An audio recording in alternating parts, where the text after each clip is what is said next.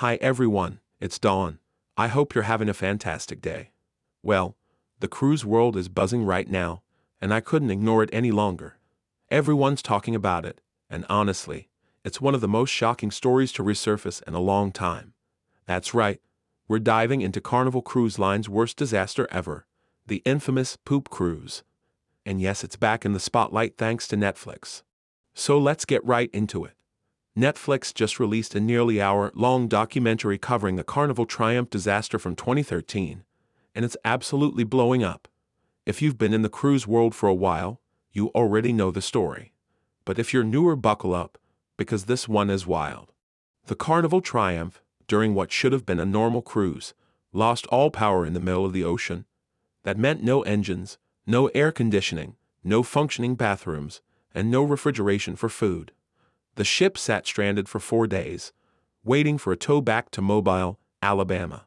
4 days of unbearable heat, no proper sanitation, spoiled food, and passengers literally dragging their mattresses out onto the open deck just to breathe. The media quickly dubbed it the Poop Cruise, and honestly, the name stuck for a reason. It was a nightmare. Now, Carnival eventually spent over $500 million after that to correct a fleet-wide design flaw that led to the fire and power loss. So yes, they took responsibility. But what shocked me watching the documentary was something buried deep in Carnival's ticket terms. Carnival's legal team initially tried to lean on a tiny clause in the fine print saying they don't actually guarantee your safety or even quality food. That's right, your cruise ticket doesn't promise you safety or good food. Unsurprisingly, that argument didn't hold up in court, and Carnival ended up settling a class action lawsuit out of court. Still, it's a reminder to always read that fine print, because even I was stunned at how direct that clause was. If you haven't seen the documentary yet, and you're into cruise history or legal drama, it's worth watching. It's eye-opening and honestly just makes you hope something like that never happens to you while you're at sea. But Carnival's challenges don't stop in the past. They've got some current issues making headlines again. Let's start with the Carnival Vista. That ship has announced an unexpected extended stay in Amber Cove. Originally scheduled to be in port from 9 a.m. to 6 p.m., now it's staying until 9 p.m. due to unscheduled maintenance. That doesn't sound too alarming at first, but this particular ship has had multiple propulsion issues in its history about every 3 years. And guess what?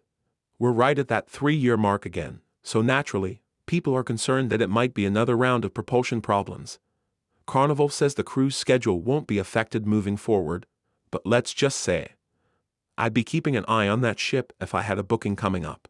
Meanwhile, over on the Carnival Miracle, some cruisers just got disappointing news. The July 6th sailing has been completely canceled. Full refunds are being issued, plus onboard credit for future cruises and up to $200 to cover any flight changes. But here's the thing. This one's not entirely Carnival's fault. The Miracle was undergoing dry dock renovations in Cadiz, Spain, but due to a labor strike at the shipyard, everything got delayed. Carnival had to move the ship to a different facility in Marseille to finish the work. As of now, the July 13th cruise is still on schedule. Fingers crossed it stays that way. But let's be honest, getting a cruise canceled with just 2 weeks' notice is frustrating no matter how much credit they give you. And it's not just Carnival dealing with drama.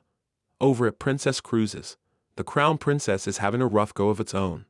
This ship recently embarked on a 117-day world cruise, which sounds like a dream, right?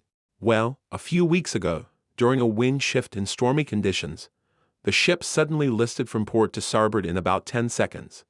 It was intense. Glass broke, passengers were shaken up, and while the captain quickly corrected the course and everything returned to normal, it was a scary moment for sure. Now, the Crown Princess is sailing near the coast of Africa and dealing with yet another major storm.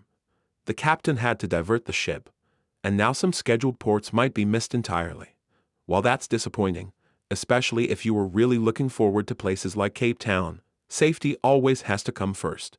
Storms at sea are no joke, and if rerouting keeps everyone safe, that's the right call, even if it throws a wrench into your dream itinerary. So yeah, between old disasters coming back to light, ongoing ship maintenance issues, labor strikes, and some rough seas, it's been a tough news cycle for the cruise world, especially for Carnival. On a personal note, I just want to thank you all again for your continued support while I've been recovering. As many of you know, I've been dealing with some health issues and was recently in the hospital. I'm home now, still doing my daily of treatments, and I'm definitely not 100% yet. Just walking around my living room gets me winded, but I'm getting there. I'll find out Tuesday if I'm cleared to join the group cruise, and I'm really hoping I'll be there. If not, I've already set up a plan to make sure everyone still has a fantastic time on board. If you enjoyed this update and want to see more cruise news, tips, and travel vlogs, please give this video a thumbs up and hit that subscribe button. It really does help support the channel and means the world to me. Until next time, stay safe, stay kind, and I hope your next vacation is absolutely amazing.